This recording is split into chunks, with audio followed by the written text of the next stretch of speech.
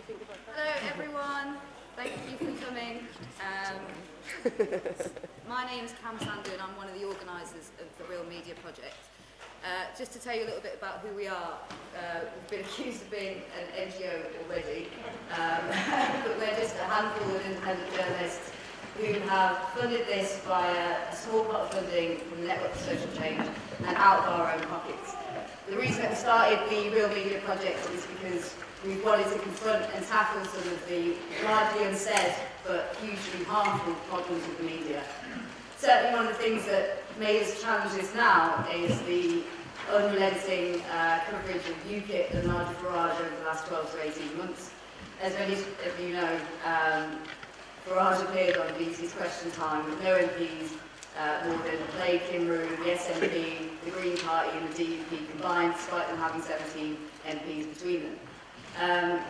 But further than that, Farage has been presented as some sort of alternative, the voice of political dissent, whereas the millions of voices of people who are fighting social injustice and political injustice have been blocked out of the media.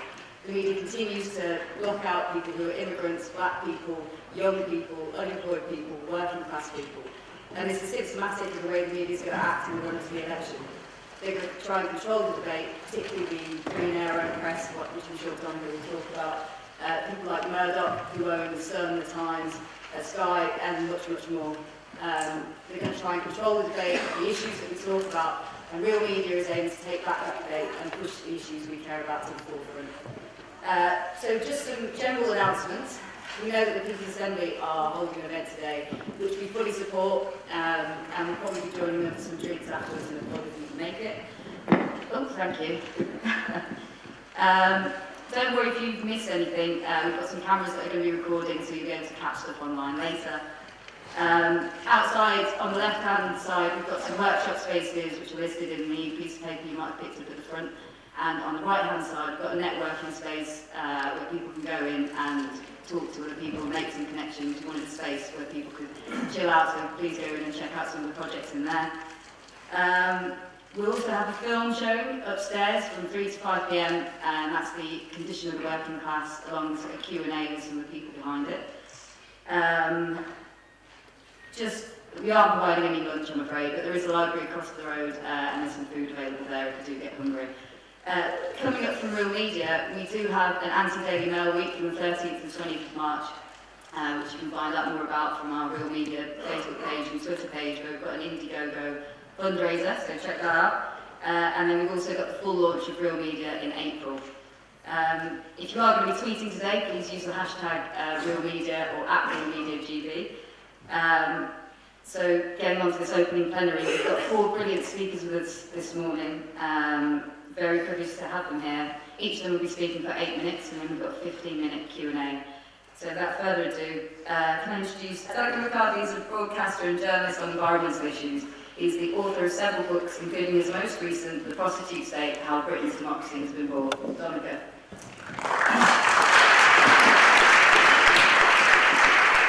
Thanks very much, Kam, and thank you very much for the invite to come up to Manchester.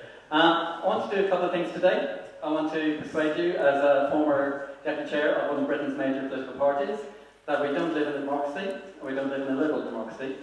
And secondly, I want to persuade you to try and come to London and sit on some concrete for a week. So that's my objective for today. Take a little step back. Why am I here? What's my journey? I'm sure all of you have, if you were up here, you would have equally interesting and relevant stories. In 1992, I was a ballet dancer. I didn't give a damn about the environment, didn't give a damn about politics. I was doing a swallow dive one day on the up-house stage, centre stage. My colleagues, not my friends, missed. So I hit the deck from 12 foot.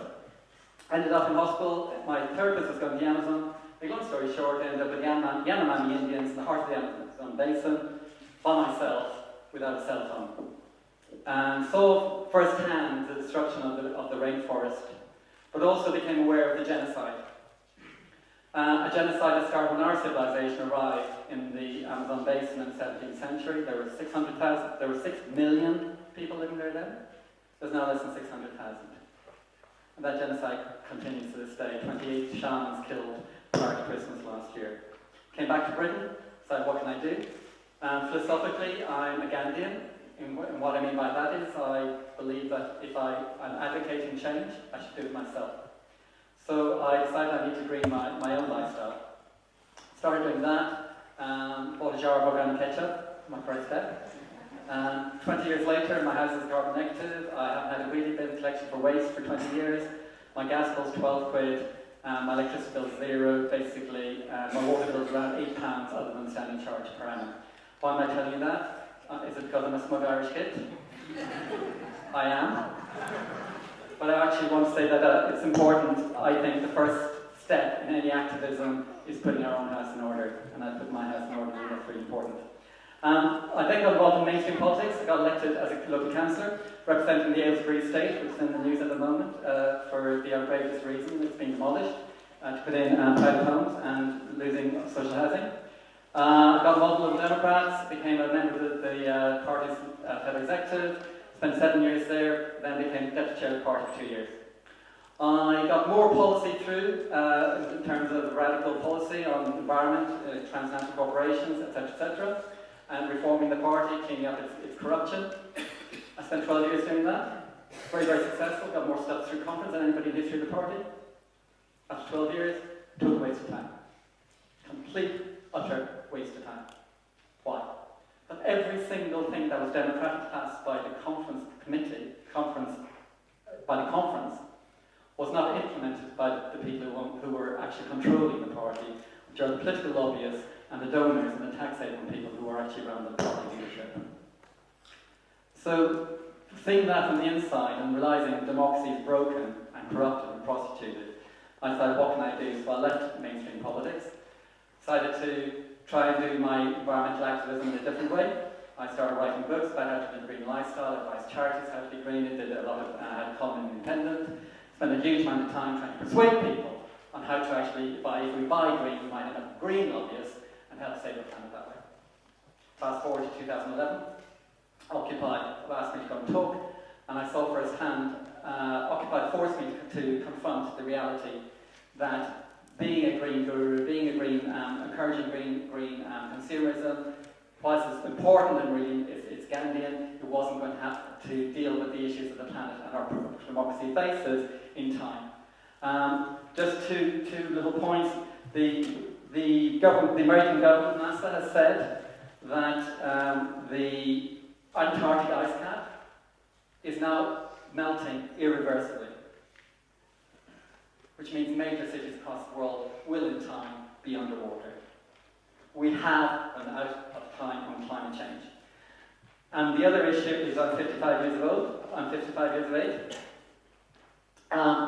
The circle on this very elaborate graphic is all of the wildlife, all of the nature that was on the planet when I was born 55 years ago. What I mean by that, all the animals, plants, all the birds, fish, snakes, etc., that were on the planet when I was born. In that time, we have lost 50% of them. We have lost half of nature in less than one person's lifetime. If I live another 30, 40 years, what are we going to end up with? Another elaborate graphic. We might end up with maybe 5 or 10% at the rate we're consuming it. We cannot go on as we are. And so therefore I thought, what can I do to actually tackle this? Everything I've done, mainstream politics, green guru, writing, etc., is not doing enough time. So I decided to write a book about the corruption in our political system, so activists like you and alternative media like you could actually know about what the corruption is like from the inside. So I started writing a book 3 years ago, but as I started writing a book and writing about the political corruption, we don't any longer have a political class. We have a political lobbying class. There are 3 pages in the book of senior level Democrats who are, or have been, or will be lobbyists. Nick Clegg was a lobbyist. David Law's partner is a lobbyist. Nick Campbell was a lobbyist. The chief executive has gone off to be a lobbyist. I can go on and on and on. We saw from Rifkin and Straw this week, it is endemic. Straw and Rifkin are not the exception, they are the rule. Our political system has been hired by corporate lobbyists. So, but I realised as I read that there are actually I thought there was actually a prostitute state going on. And there are 4 pillars to it. First of all is the corrupted political system. The second pillar of that prostitute state is our perverted academia. What I mean by that is increasingly our research at universities is being funded by corporate sector, and our think tanks, the left-wing and the centre and right-wing think tanks, which have direct access to our legislative processes, are funded secretively by the corporate billionaire sector. The third pillar, which is I found really interesting, is that all three major political parties over the last decade have been funded by the tax haven system. Look at the funding of the Labour Party under Blair, the Liberal Democrats, and the Tory Party. Private equity up to its eyeballs, corporate tax havens up to its eyeballs. And that's the third pillar, and that's hugely important in terms of the damage of austerity is a result of that, because actually by the rich not paying their taxes, it means that we are all suffering from having to pay higher taxes and lower public services, and most importantly, the theft from the third world that's pouring into rich tax havens is one of the stains on the rich state. And finally, the final pillar, the most important pillar why we are all here today, of the prostitute state, is the prostituted media. When I started looking at it, I just couldn't believe the stats. 80% of the papers and press that's sold every day in Britain is owned by 5 right-wing extremist billionaires. And it's not only the press that they own TV companies, they own the HarperCollins, they own the publishing companies, they own the cinema companies, they own the cinema production companies, and even horrifically, they own the press agencies. The Press Association is partly owned by Murdoch, and Reuters is owned by the Thompson family billionaires. So therefore, almost everything that we see, hear, or listen to in our culture is affected by these 5 billionaires. And so therefore, the prostitute media is the most important pillar of the prostitute state. But if you look at a chair with 4 legs, if you think that there are 4 pillars or 4 legs, if you take one leg out, the chair becomes useless and it topples over. And that's why I believe passionately that the prostitute media is the one that we need to concentrate on. And in the Occupy movement, what we're actually focusing on now is actually we're organising an Occupy Rupert Murdoch Week outside Rupert Murdoch's new glass palace in London Bridge opposite the shore. He's left his Wapping Fortress, his vertical, and we actually are there for a week at the end of March, and we want to use that with lots of non-violent direct action and creative protest and discussions and debates, etc., that the Occupy movement specialises in. We want to highlight the reason why you guys are creating an alternative media. And we think that there are 3 things to finish up, so I'm probably running over time. Am I taking time? So, thank you. We think there are 3 solutions to tackling the prostitute state. First is keeping your own house in order. Are you subscribing to Sky? Are you shopping at Sainsbury's? Where are you buying your petrol from? Who are you buying your electricity from? Because if you are doing all of those things, you are funding the lobbyists that are just trashing our democracy. Remember, they've only power because our collective will is giving them our money. Step number 1, your own responsibility. Step number 2 is collective action, creating alternative press, creating movements, joining political movements, joining relevant NGOs, doing protests, etc. Step number 2. But we will not tackle the hijacking of our wealth and the destruction of our planet without mass non-violent direct action across the planet. Unfortunately, it's come to that. I don't want to do it, but it's essential if we're going to do it. Occupy Democracy has been staging events in Parliament Square, and we're now up to 56 of us have been arrested for peacefully protesting in front of our Parliament. In 4 months, I've been arrested 4 times for standing in front of our Parliament peacefully protesting. Once for having a folded sheet of plastic under my arm. The right to peaceful assembly has been taken, so those are the 3 things you need to do. Self-empowerment, collective action, and non-violent directions action, so please come to London in the end of March. Thank you very much.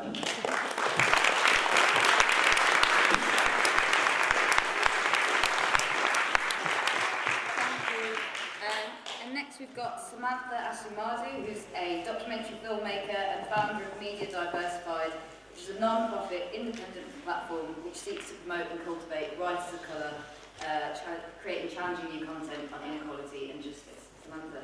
Hi everyone, great to be here. Just before I start, I want to actually just follow up on Donnachad's speech very quickly. And that is to say, if you can, and you're interested in news, which everybody is, and we're all affected, is to read the book Flat Earth News by Nick Davies. It's a little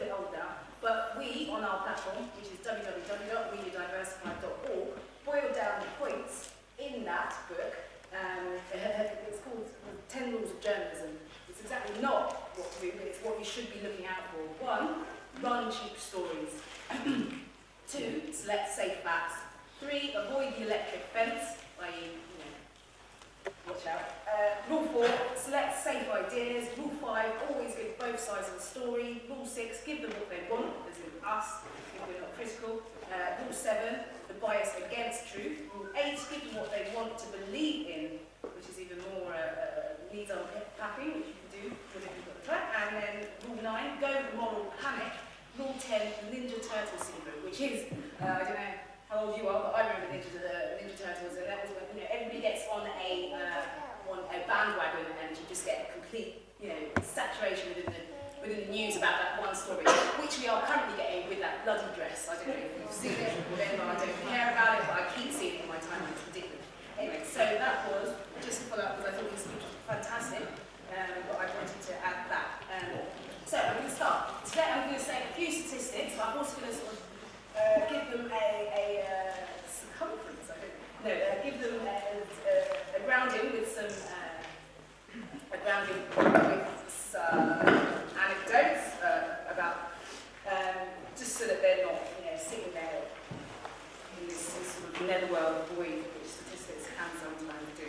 So, firstly, between 2009 and 2012, 2,000 BAME people, that term stands for Black and Minority Ethnic people, left the media industry. At the same time, 4,000 more people were employed. So that means for every one black or brown person who left the industry, 2 white people were employed. And that is stark.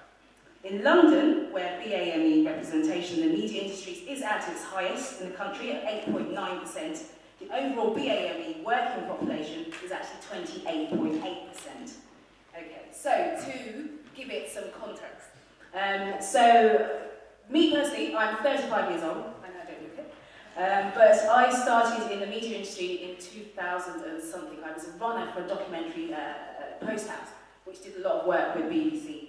And I went there so that I could learn how to use broadcast industry standard equipment and editing, spend my weekends there. But at the same time, we did a lot of socialising and with the BBC people, and I think at one point a colleague invited a friend who's at the BBC who recruits, and he, in a very unguarded moment, said that he basically recruits in his own image. White, male, middle class, privately educated, and went to a Red Brick University. Completely the opposite of me, so I wasn't going to get into the BBC at any time, I felt. And, that's going back 13 years. I know they've tried all sorts of diversity measures since then, but we can talk about that another time. Also what you find is the higher up you go in a corporation, media, or any other industry, the whiter it gets. I'm sure you've noticed. And the BBC and others, but they're less obvious about it in some ways. They love employing interns, Black and Asian interns, but they rarely see you as professionals. So all those people that left the industry, where did they go to? So basically, I left that industry after maybe about 8 months. I couldn't see a way forward. There was no opportunities, and I went to work for a financial PR company. I loved that. It was really strange, doing events. But what was good about that is my lovely old boss, actually, we're still friends, and he donated 12 bottles of wine to a launch club. Anyway, I got another job in media 2 years later, but that was through nepotism, which is strange for a black person in the media industry. You don't get to use that as much as you have to until we have a meritocracy, which have as many opportunities as everybody else. You're white, middle class, privately educated, blah, blah, blah. So a friend of mine who I'd gone to uni with sort of set me up with a job at Sky News Showbiz. Well, actually, I was doing videos interviewing 3 people a week, such as Jordan, Katie Price, blah, blah, blah, blah. So really challenging stuff. Quite often nowadays, so I'm talking about 8 or so years ago, nowadays you have to do internships generally to get into the media. Through economic downturn, blah, blah, blah, blah. And so how do working class, Black and Asian, and white working class people manage to fund themselves through the media? To get into the media, it's very difficult. So I actually moved to Uganda in 2007, where I was initially working for a local production company And then, long story short, I did my first documentary for Al Jazeera English in 2009, which they broadcast then. I would never have been able to make a documentary in London that, you know, where I was given a $30,000 budget to do what I wanted to do with the film that I did, which is about 3 Ugandan rally drivers, women rally drivers. So, you know, that is quite drastic, having to move to another country. And you can ask me, oh, but are you from Uganda? No, my family are from Ghana, so I went to an East African country.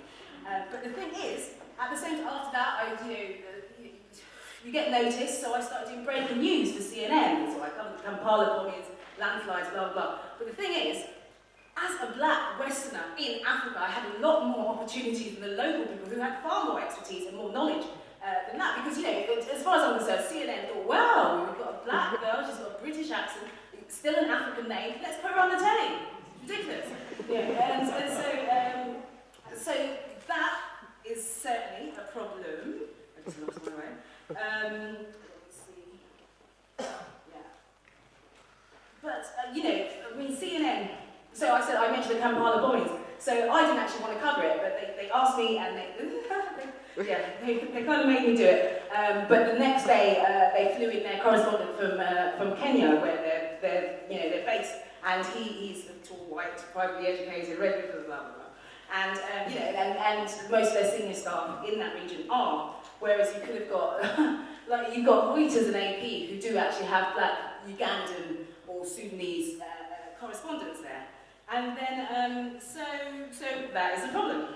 I mean, even CNN actually called me in 2012, I was back in London by then, and asked me to, give expert comment on coding. It's like, what? I've moved back to London. For one, I'm not Ugandan, I've never met Cody, so I gave a list of people, come on, I'm getting the red card. So diversity for the media is about image, it's not about substance. I mean, last year I was called by ITN to ask if I go on Channel 4 News to talk about the situation in Central African Republic. I've never been there, I don't know anything about it. Ridiculous. But they literally said, we want a black woman to talk about CAR. Not me. Anyway, so problems with the media industry also. So after I got all these chances, I got a commission for Deutsche Welle to go to Congo, where I did a story about blood minerals, basically DNA fingerprinting of blood minerals. However, these people were unwilling to insure me. Basically, my first trip to Congo, they said, well, we'll pay you per minute for footage. We can't really properly commission you because, if you die, we can't take responsibility of you. I mean, that's my first trip to Congo, and that's the advice I get from broadcasters. So, it's a harsh industry. So, but, I mean, I took my chances. I was very lucky. I was born in South London, black, working class, live in the council estate, still live in the council estate. I was just lucky. I was a bit sort of foolish and whatever. But I'm coming to my conclusion. Coming through all these experiences, I realised I needed to create a platform for black writers. A platform we controlled to put out stories from established and up-and-coming black writers, but directly, without the filter of white-dominated mainstream media. And so through my experiences, I saw black writers who were basically being exploited by the system, often not paid for their work, for every interns. And so we established Media Diversified as a platform, but also an experts directory, which launches next week, filled with all sorts of experts, black and brown experts. I've got gynecologists in there, barristers, all sorts. And it launches next week, and we will disrupt the stale male pale media landscape. Thank you very much.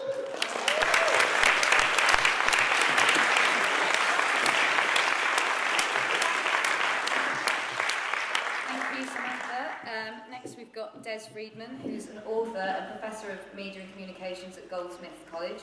He's also chair of the Media Reform Coalition and on the National Committee for the Campaign for Press and Broadcast Freedom. Des. Thank you for being here. I definitely don't want to speak from the perspective of perverted academia. It's a great time not to be able to do that, but much more as a media activist. And I wanted to start with the question of inequality, because we all know what a huge problem we have with inequality. You just think about what happens in London when these multi-million-pound homes for the rich are snapped up within a couple of seconds, where at the same time 4 in 10 households in this country are too poor to participate adequately in society. We know the Oxfam figures that we're just about to get to the stage where 1% of the world's population control 50% of the world's wealth. Britain, is it any different? Well, the 100 richest families in Britain have the same wealth as the so-called bottom, the poorest 30% of households. You're talking 100 families as wealthy as around 20 million people.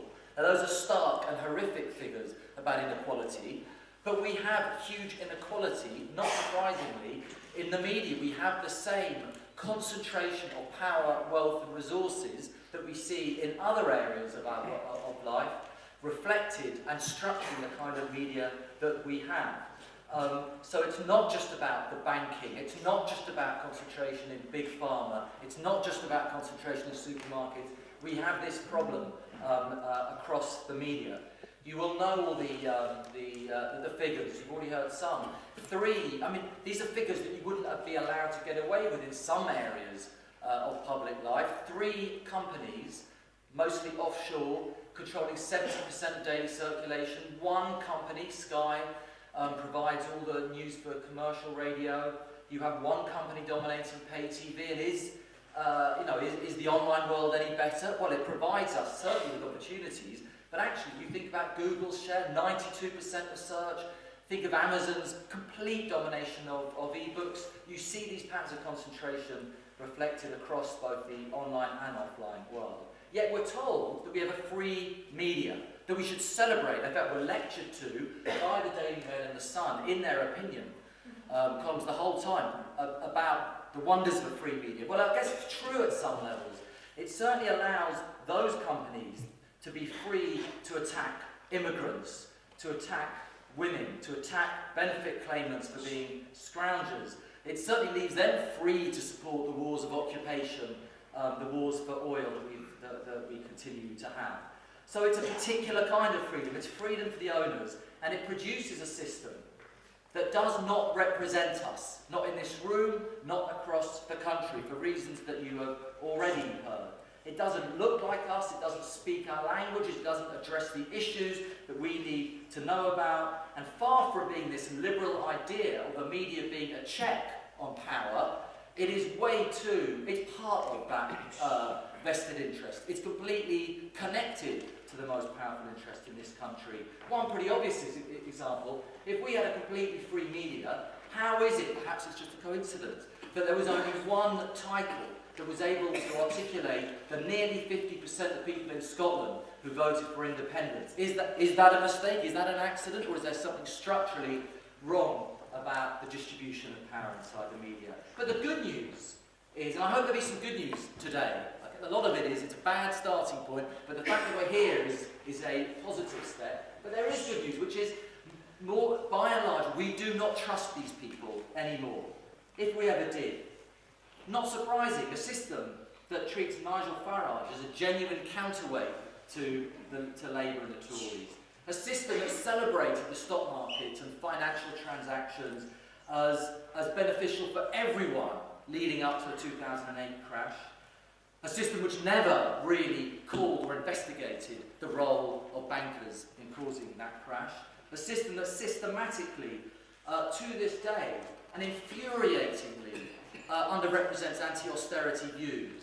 All the time. One academic survey found that, looking at the opinion columns of some of the elite newspapers, and it found that 60% of the voices quoted were mainstream economists, a giant 1% were from trade unionists who might have something to say about austerity and how we should resist it. So not surprisingly in all of this, that we are starting or continuing not to trust the media system. It's something like 20% of the British population trust journalists. It's just above politicians and just above estate agents. And that is not a great place to be. I prefer to be able to trust journalists, but it's not until we get a system that tells us what we need to know, tells us the truth, is independent from vested interest, that we will ever be able to trust them. So what we need is a media that talks like us, that talks like the population it's supposed to represent, and that tackles the real problems we face, not Madonna falling down the stairs, not the obsession with London Fashion Week and things like that. So I draw on the work of some great Canadian media activists who organise an event just like this once a year in Vancouver, so you should get over to Vancouver to bring the solidarity greetings. It's Media Democracy Day in Canada, once a year, and their slogan is very simple, which is know the media, be the media, change the media. And in a way that is exactly what today is about, trying to get to grips with our understanding of what has gone wrong. It's clearly reflecting all the incredible efforts of people who are the media, who are alternative, although we should resist that kind of voice because it makes them sound legitimate and us sound like the fringe, when that's clearly not the case. But we also need to think about how to change the media. And I just think we need all forms of action, together with producing our own forms of media. We need to work with others all the time to tackle and confront and call for action to challenge the abuse of media power. And that's a lot of different things. So that's whether that is direct action in the way that Donnachad's been talking about, whether that is direct action, working with others around making, it's a pretty popular slogan I would suggest, around making the Googles, Facebooks, Amazons pay the tax that they have been long avoiding. We need to work with others to demand the ownership limits so that no single company should grow too large and too powerful for our craven politicians never to dare to stand up to. We need to work with others all the time to demand that newspapers that tailor their content to suit advertisers like HSBC, that they should be punished, that this is not an acceptable way of behaving in a so-called liberal democracy. We need to make, over the next couple of months, I think, and it's going to be a pretty hard task, we need to make media ownership and the need for structural ownership reform an election issue. It's a scandal that only one party, the Greens, have embraced decent ownership reform in their, I hope it'll be in their manifesto. They certainly passed policy at their conference. But will any of the other parties either be interested in or be brave enough to stand up to the media moguls and call for something that we know will be a popular demand across this country, which is about standing up to bullies and standing up to people who don't pay taxes and so on? Well, we will see. If you're interested in how the election is being covered by the corporate media, I strongly suggest you look up a website called Election Unspun, which provides beautiful images of how the election is being covered, and you'll see that the kind of presidentialisation is pretty endemic. It is about Farage, it is about Cameron, it is about a handful of individuals, and not about the real issues of poverty, inequality, and so on. And the final point really is just to say that campaigning works. What we do can make a difference, because if we don't do it, sure as hell, no one else is going to do it on our behalf. I don't know what your views are on the work done by No More Page 3. It hasn't got rid of sexism in the world, but the fact is it raised that issue about how women should be represented, and it was a pretty powerful argument that still needs to be, it's still ongoing. But just a couple of days ago, we had what I think is a pretty amazing victory. Am I allowed to use the word victory? Whenever you say the word victory, you think you're going to crash the next day. But in America, a huge public campaign composed of many millions of people working online and offline overturned the very rich lobbyists of some of the most powerful telecoms and cable companies and forced the Federal Communication Commission, by no means a left-wing organisation, to stand up for network neutrality, for net neutrality, and to make sure that the corporations aren't able to just divide up if you want to use the old metaphor of the superhighway to the fast and the slow lane. That still is, we have a lot of work to do, but that was through sheer, persistent, energetic campaigning of the sort that we need. So I think that's what today is about, working with each other, celebrating the kind of work that media activists are doing, strategising, making sure that we're on the streets of London, finding the best ways. At the same time as producing our own stories and narratives, we also do need to work together to tackle the concentrated media power that, as far as I can see, has been absolutely instrumental in sustaining the terrible inequalities that have wrecked so many lives. So it's a hell of a job to do, but today is obviously a fantastic start. Thank you very much.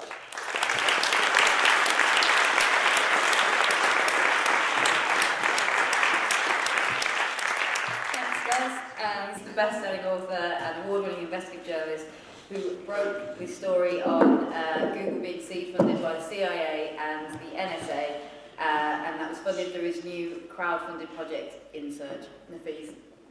Hi everyone. Thanks for having me here. A lot to talk about. I'm not really sure where to begin.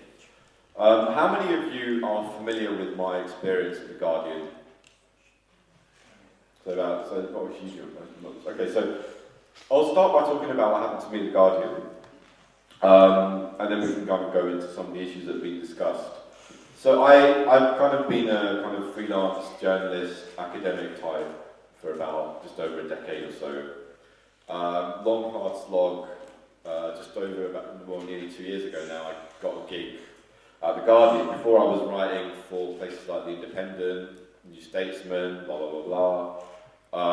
So I got this gig at The Guardian writing for the environment section. And I was quite fortunate. I had a blog which I could basically publish straight to. I had editorial freedom under my contract. And my background is in international security. So I was commissioned to write about the geopolitics of the environment. And when I was hired along with a team of environment bloggers. So the idea was that they would get all of these bloggers and they'd all be kind of writing about their different areas of specialism. It was a really cool thing. So I was putting out stories about which tried to kind of go beyond the traditional kind of way in which the environment is viewed and look at how things which we don't necessarily see the environment in, the environment is definitely there. And as we know, the environment is everywhere. You know, everything is about the environment, about energy, about economics, and all of these things are ultimately deeply intertwined. So I was talking about things like Syria, Iraq, the rise of ISIS, what's going on in Ukraine, and piecing it all together and showing how these issues like environmental crisis, and geopolitics were all intimately interconnected. And that was all fine. Then I decided to write about Gaza. And, Operation Protective Edge started. And when I had applied to The Guardian, in my portfolio was a story I had done for Le Monde Diplomatique on the previous Operation Cast Lead. And in that I had spoken about how Moshe Alon, who is now the defense minister in Israel, had written a policy paper just a year before the operation talking about the need to basically have a military operation in Gaza to remove Hamas, and that would be the only way to access untapped gas fields in the Gaza Marine, which basically the British company, the British BG Group, had rights to that field, and Tony Blair, the Middle East envoy, had been busily pursuing peace by attempting to allow Israel to get access to this gas and trying to broker a deal, which, once Hamas was elected in '96, kind of scuppered that process. So I decided to write about this stuff that was going on in Gaza and the gas issues and the new kind of competition that was going on. And I wrote a piece contextualising what was going on in Gaza. Certainly wasn't trying to make the case that everything going on in Gaza was about gas or about energy, which would be totally reductionist. But it was increasingly an important issue in understanding the dynamic of the conflict in this direction. I got a call the next day from one of my senior editors. And by the way, the account of this, you can probably Google it and find it really easy. I went public and I put it online. You can read a very detailed account of all of this. And he called me up, James Randerson at The Guardian, and he said to me, Nafeez, I'm sorry to say, but this is not a proper environment story. And we're going to have to discontinue your blog. I was like, what the fuck? What? What are you talking about? I mean, that was literally, it was just like, it just came totally out of the blue. So that was my experience of censorship. And then obviously, once that happened, they literally, within the hour, they actually, their rights manager contacted me and terminated my contract. And they did it illegally. They didn't have the right. Now, for me as a journalist at that point, I was a lowly, kind of effectively a freelance blogger with a freelance contract with The Guardian. And in that position as a journalist, you're kind of like, do I want to destroy my relationship with The Guardian completely? What is going on here? What do I try to negotiate? You find yourself in this situation where you really do not know what to do. So I spent a month speaking to various people, trying to understand what happened, confused about what to do, not sure whether I should take legal action or not, if it was even worth doing. I mean, I was talking to some journalists who were like, if you try to take him to a tribunal, you'll probably never write for the Guardian again. I was like, oh God forbid I can never write for the Guardian again. And that's kind of what I was thinking at the time. And in the end, I reached, to cut a long story short, I reached a decision where I decided that I didn't need to worry about my relationship with the Guardian, and I preferred to go public.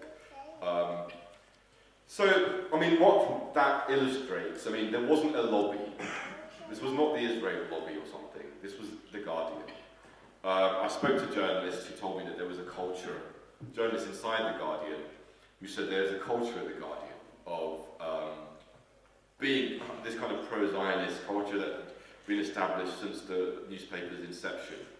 And what the argument was not that there was a big structural kind of, not that there was a kind of set editorial line, but rather that there were kind of invisible walls that editors would kind of know that there are certain things which basically we just really don't talk about. What you'll notice is that before I wrote about Gaza's gas in the context of war and Israel's wars, military operations, there was not a single article in The Guardian that had ever discussed this issue in that context.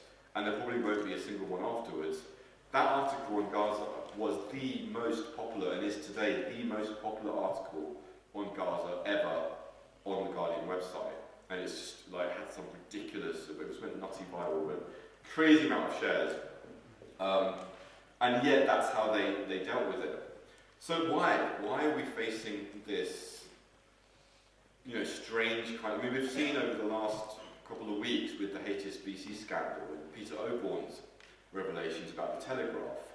And then we've seen the ensuing farce where the Telegraph then starts running exposés of Medium, the Guardian, they didn't run something because Apple said don't run it. I don't know. I mean, I don't know how plausible some of those things are, given the politicization of the Telegraph's desire to expose these things. I think some of them do seem plausible, some of them perhaps less so. And then, then we had the smug responses of the Guardian. Oh, look at the Telegraph. Look what they're saying. It's ridiculous. We're the Guardian. We're owned by the Scott Trust. And that was kind of funny because Owen Jones, who's, a lot of respect for Owen Jones, he's a great journalist, and he does great stuff, wrote a naive little column pontificating about the brilliance of the Guardian and how the Guardian is owned by the Scott Trust, and therefore it's much more independent. And what he didn't say is that the Scott Trust is not a trust. The Scott Trust in 2008 was changed into a limited company, like any other limited company, a profit-making company. And so I think there's a lot of this kind of mythical stuff about the Guardian and the liberal kind of media, and it's what we're now realising, and I think has been made very clear here, is that there isn't a huge amount of difference. I do think the Guardian and Independent can be somewhat better in their coverage sometimes, purely because of their ideological leanings, perhaps. But there's a huge amount of stuff that is not being covered. I'm right now working on another story about HSBC and how HSBC has ripped off consumers in Britain to the tune of something like $1 billion of fraud. And every single media company in Britain has suppressed this story. So there's been a lot of this kind of like, look, we covered HSBC, amazing. But no one covered this story in Britain, and there are political reasons for that, because of the implications of exposing HSBC's operations in Britain, and the massive ramifications that could have on HSBC's ability to operate in Britain and the United States, and the reverberations that could have around the finance community in terms of the demand for regulation and accountability. What I want to close by saying is the reason I think we're seeing a clampdown in the way the media is operating recently is because of the crisis that we're facing. We've heard about the environmental crisis. We've heard about the crisis of inequality. We've heard about the crisis in politics and the corruption. And all of these crises are part of the same problem, which is fundamentally our planet is owned and controlled by a tiny minority of people who are exploiting the commons for their benefit to maximise concentrations of wealth, and in the process they're raping the planet, sending us down to this path of suicidal annihilation. In that context, however, the system is dying. Everything that we see happening now is not from a position of strength, and it can sometimes seem like that when you're looking on the outside from where we are, but it's actually happening from a position of increasing and escalating weakness.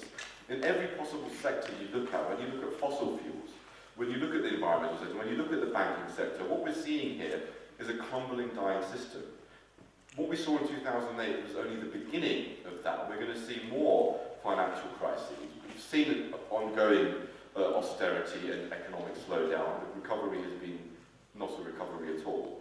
And that kind of problem is escalating.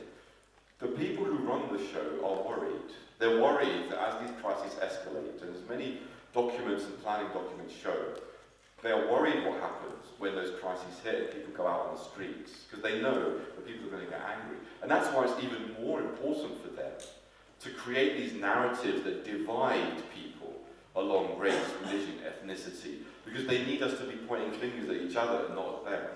And that is why the gathering like this is so critically important, because whatever it takes, the solution is going to be information. Because one of the key things that came out in my Google story was that the whole reason they have been co-opting tech companies like Google and Facebook is control of information. It's the last thing that they have, apart from military power. Military power, information control, that is the plank of war today. So we need to have an information revolution. We need to basically begin to create new narratives, new visions of what society can look like.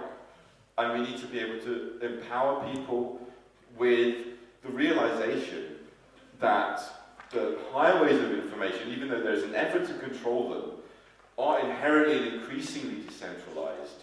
And in a sense, these guys are fighting a losing battle.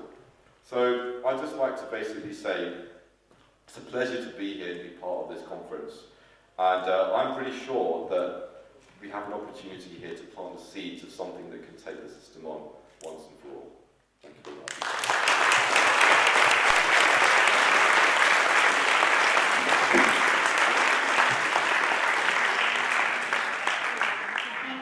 So we're going to have a 10-minute, just over 10-minute Q&A. So if you'd like to put your hand up if you've got a question, I'll take them in groups of 3.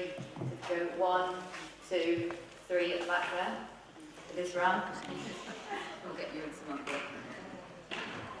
Could you stand up? When you ladies are stand up.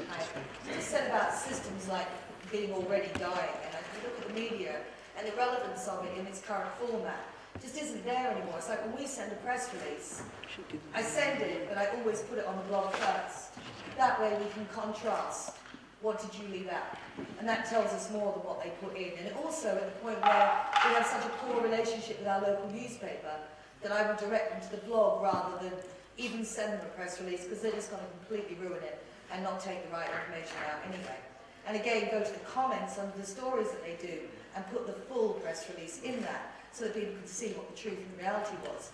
But then also, like, you look at individual journalists who are doing fabulous work and you wonder, how does that work? How do you see the future for media, in the sense that, like, I go to Twitter, I have a list called Trusted Journalists. So when I want to read my day's news, I go to that list. Bad and Bias is much longer and a lot of fun, but it's just not going to give you anything good. But how do you group, and is there a need to group, and is there a need for titles and publications still? And how does that work when it's full of individuals we trust, you know, that we learn to trust because you've not let us down yet? And how does that work, and how does it look, the media in the future? Yeah, just very quickly, I'll just, I think in my view, I think you're absolutely right in terms of the decline of the media. It's one of the things that we're seeing, that it's a matter of fact, I mean, look, I actually don't pick up a newspaper in print anymore. You know, it's all going to be looking online, Google, blah, blah. I don't think many of us will buy physical newspapers. I mean, even people who are much older than me and are used to, like, they like doing crosswords and things like that, they'll tell me that they might buy the Sunday paper or the weekend or on the weekend, but not even during the week. So print is declining in that sense. But more than that, it's like my kids, they just don't, will never read a newspaper. It's just going to be online, and not even just online. It's going to be on Twitter or Instagram or Facebook. That's where they're seeing the stuff that interests them. So there is this decentralisation and fragmentation going on, and people are looking for what they want.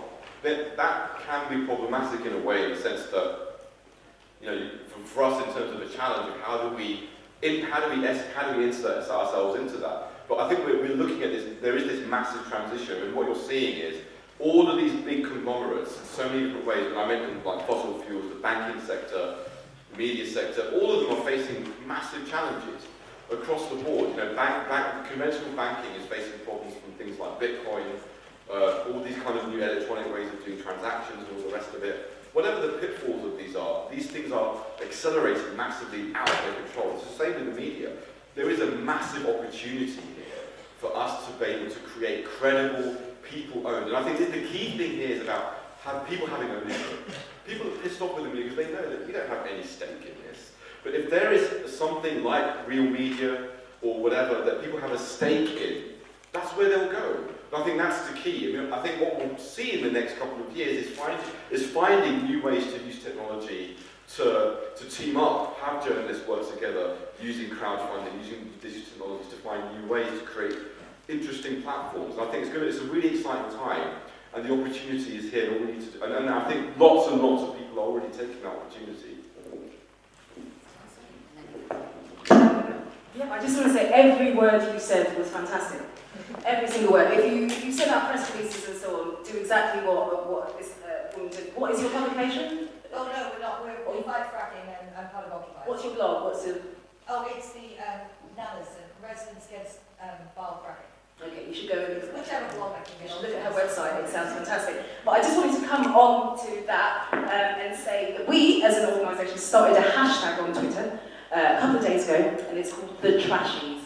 It is the newspaper equivalent of the Razzies in Hollywood. It's inspired by two columns that were published earlier this week, one by Grace Dent in the Independent, and actually two by Emma Barnett in the Telegraph. The second of which she called us fake this, phone this, blah blah blah blah. Literally, she didn't mention me by name, but she did say, and somebody said I'm not qualified to talk about ISIS.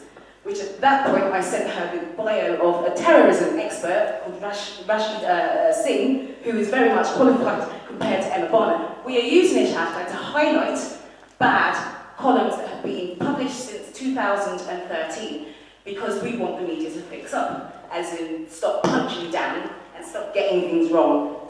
And we think by highlighting bad journalism in all its varying forms, and they will, I mean, with our account on Twitter, we've got hundreds of journalists that follow us, like the editor of The Guardian, everybody anyway. And so people will read that hashtag, they will, you know, we'll certainly get trashed ourselves about it, but like highlight bad examples of journalism and show this, you should not be replicating that.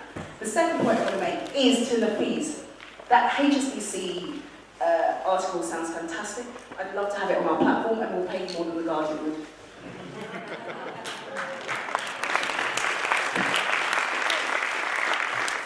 Sorry.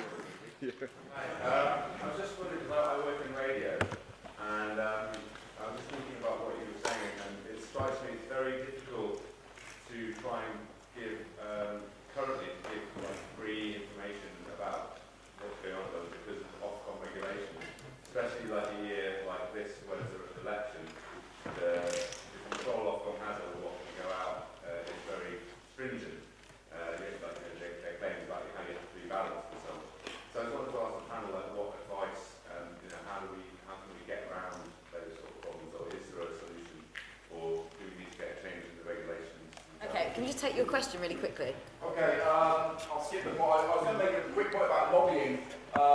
As you know, a few years ago, the Chief Tory Treasurer was caught selling influence, peddling influence for hundreds of thousands of pounds. Every single policy and act of Parliament should now be, the first question any journalist should ask is, who's bribed for this? Who's lobbied for this? Okay? They call it cash for access. It's not a policy for sale. Cash for access is a disinfo term, okay? But my question was actually, every journalist I meet, I ask them if they read that news. Most of them haven't.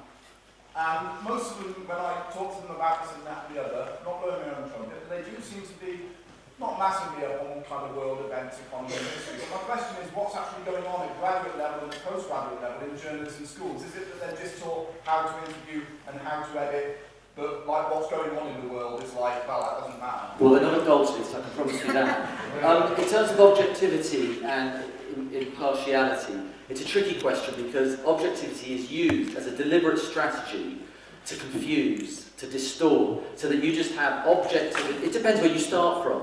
The objective cover of Israel and Palestine assumes so much that, you know, you take the position of, you know, you set up the camera inside Israel, and then that's the starting point, and it completely kind of skewed objectivity. On the other hand, we don't want, then we know there's a lot of pressure to get rid of the broadcast rules on impartiality because a lot of people, very powerful people, want a fox. They want the foxification of our broadcasting. So it's quite a tricky argument. I think you just have to use your ingenuity, use the passion, use the most, you know, the voices that you have access to just to make their case. But first of all, I don't see, you know, Ofcom is going to come crashing down at a time like this. You know, I hope I'm not wrong. But the fact is that, you know, your biggest strength will be just giving expression to people whose voices are kept off the airwaves. And if they want to come for you, well, there's people in the room who are going to support you. The second point I wanted to make was just about the opportunity of digital. It is true, I guess it's trying to come back on you, Nafeez. The opportunities for us presented by digital are clearly there. But let's face it, the opportunities are also there for giant corporations. It may be true that fewer and fewer people read the printed press, but just because you get a story from Instagram, just because it's, you know, you get it through Facebook, it does not mean that the source of that story is not the Mail. The Mail has used these technologies just as much, well, more than you've been able to make itself the world's most popular online newspaper. And even if it is the case that they are a dying breed, a dying animal, we know that wounded animals can be quite dangerous. So I wouldn't in any way want the consequence of what you're saying be to suggest that media power is is on the wane because we have these new technologies. The fact is that the press releases you're talking about, it is true that it helps good activists to demonstrate the lack of objectivity inside the corporate media, but it also allows for journalism, precisely the kind of thing that Samantha was talking about from Nick Davies, which is the fact that we know quantitatively that an astonishing amount of our daily newspapers are filled with direct reproductions of press releases. So it's a battle, and there's nothing inevitable about who's going to win despite social media.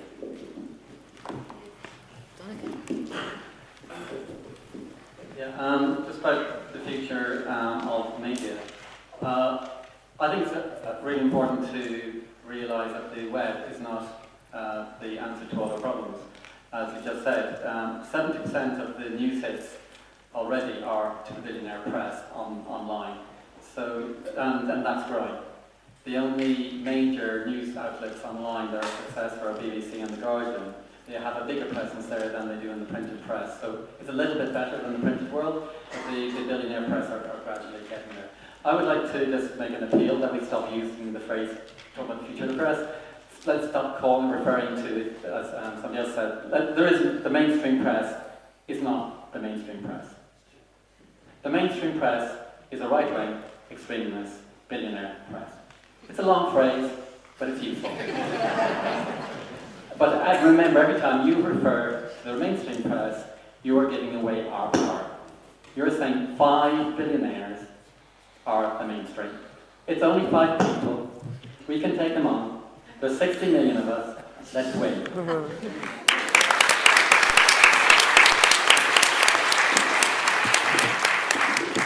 Unfortunately, that's all we've got time for, but you can check your programmes for what workshops are on at the moment, and yeah, please make your way to them. Thank you.